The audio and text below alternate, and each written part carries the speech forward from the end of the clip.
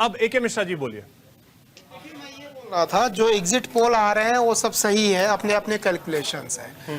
अब इसमें योगी जी कहाँ से मजबूत होंगे? अगर ये जीतेगा तो भाजपा मजबूत होगी, उनकी आइडियोलॉजी में बिलीव करने वाले जो देश के सारे लोग हैं, जनता, वो मजबूत होगी, देश मजबूत होगा। अब एग्जिट पोल के अपने लिमिटेशंस होते हैं और उसके साथ साथ एक चीज को नहीं लोग देखते हैं ज्यादातर एक्सपर्ट, कि ग्राउंड पे रियलिटी क्या है और जो दोनों कॉम्पिटिटर हैं उन दोनों का जो बलाबल होता है, एक कंपैरेटिव एनालिसिस, कौन कितना सक्षम है, इस फैक्टर को कोई देखता ही नहीं है।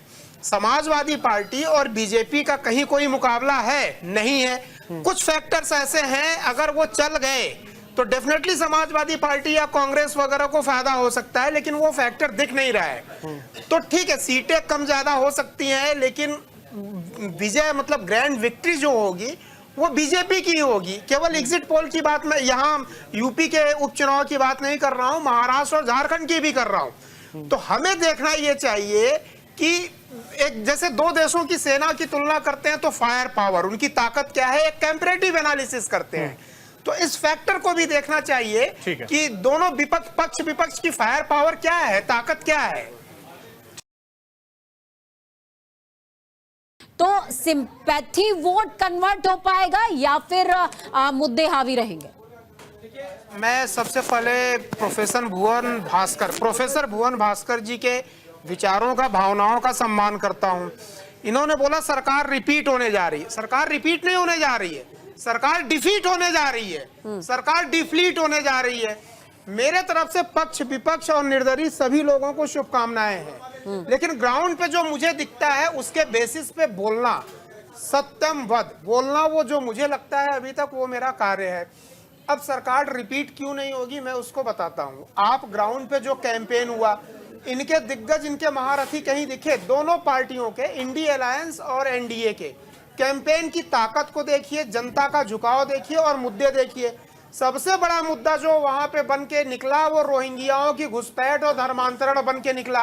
उस मुद्दे का कोई काट निकाल नहीं पाएंगे। बटोगे, कटोगे, एक रहोगे, नेक रहोगे, सेफ रहोगे।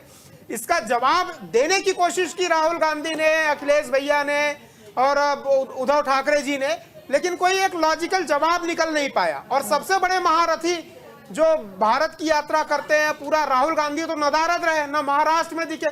जब महारथियों ने ही युद्ध के पहले हथियार डाल दिए हैं तो कैसे सरकार रिपीट होगी साहब? आप ऐसे कई घटनाएं मैं बताऊंगा जिसका परोक्ष या अप्रत्यक्ष रूप से मैसेज ये जाता है कि जी हम हार मान गए।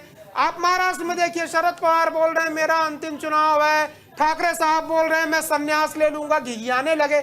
योद्धा का काम है लड़ना, बिना हार और जीत से डरे हुए युद्ध में बेस्ट परफॉर्म करना। रिजल्ट क्या होगा? कर्मण्येवाधिकारस्ते। तो ये तो इतने मोही हैं कि हम हार गए तो क्या होगा यही सोच रहे हैं, और वही हो जाएगा, क्योंकि इन लोगों के जबान पे सरस्वती बैठी हुई है। जब ये खुद बोल रहे हैं कि हम हार गए तो क्या होगा, अरे हार गए तो कुछ नहीं होगा, राजनीतिक कैरियर खत्म। जो हम बोल रहे हैं वो सही हो जाएगा। तो थोड़ा ग्राउंड पे जो हकीकत है उसको देखिए। ये राजनीतिक पार्टी से जुड़े हैं, प्रोफेसर साहब की मजबूरी है, लेकिन मेरी शुभकामनाएं सभी को। ठीक है।